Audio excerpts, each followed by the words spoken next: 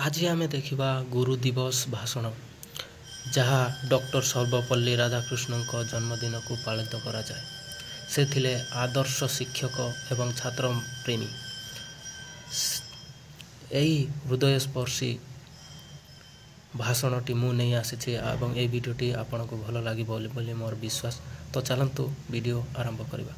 बरण्य सभापति महोदय, पूज्य गुरुजी और गुरुमा वृंद, विज्ञ विचार मंडली एवं एठारे उपस्थित मोर छोट बड़ भाई भौणी, मते किछि कहबार सुजोग मिलिथिबारो मु निजको धन्य मन करूछि।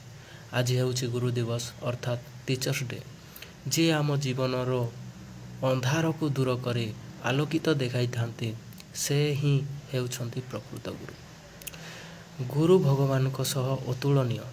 गुरु को आशीर्वाद रे जड़े छात्र अशेष ज्ञान एवं सम्मानर अधिकारी हो पारे।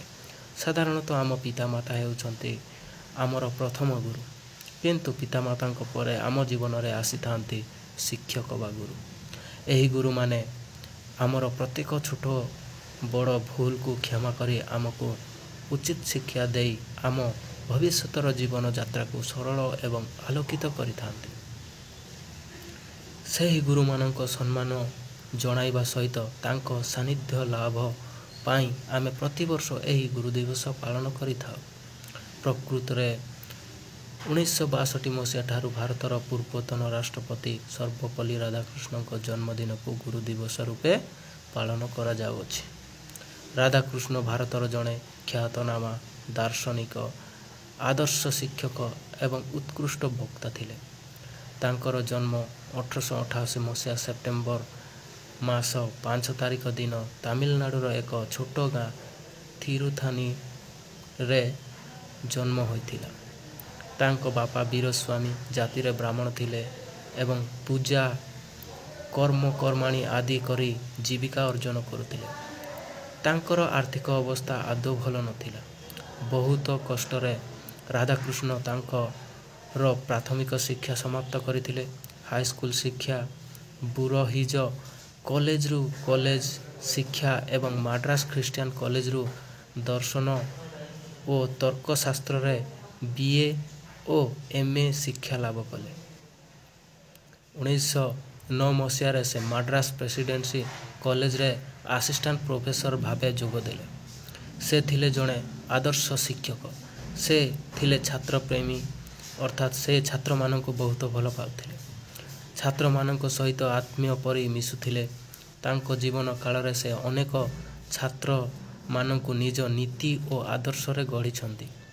राधाकृष्ण महान चरित्र समस्त शिक्षक समाज पाई एक उत्कृष्ट दृष्टांत।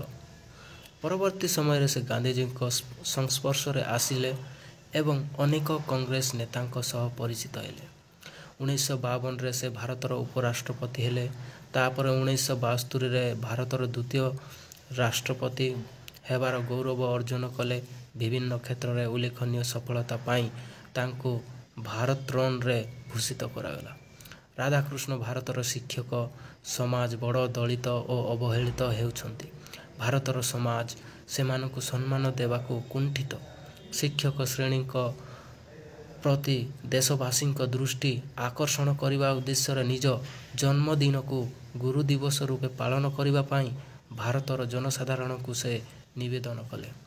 सही दिन ठारू सेप्टेम्बर मास 5 तारीख को भारतवासी गुरु दिवस रूपे पालन करी आसुछंती। शिक्षक हेउछंती जाति निर्माता। से देशर भविष्यत वंशधार मानंकु गढ़ंती। गुरु को कृपारु शिष्य बड़ हुए। से समस्तंकर नमस्य और पूज्य। आस आमे एही महान गुरुंकर आदर्श रे अनुप्राणित होई चलिबा। तेणु कहा जाय अछि, गुरु ब्रह्मा गुरु विष्णु गुरुदेव महेश्वर गुरु साक्षात परम ब्रह्म तस्मै श्री गुरुवे नमो। मु एतिकी कही मोर वक्तव्य शेष करुछि। आशा करुछि एही वीडियोटी भल लागिथिबो एवं एही वीडियोटी भल लागिले सब्सक्राइब करिवे एवं साथी मानकु बहु मात्रा रे शेयर करिवे। धन्यवाद।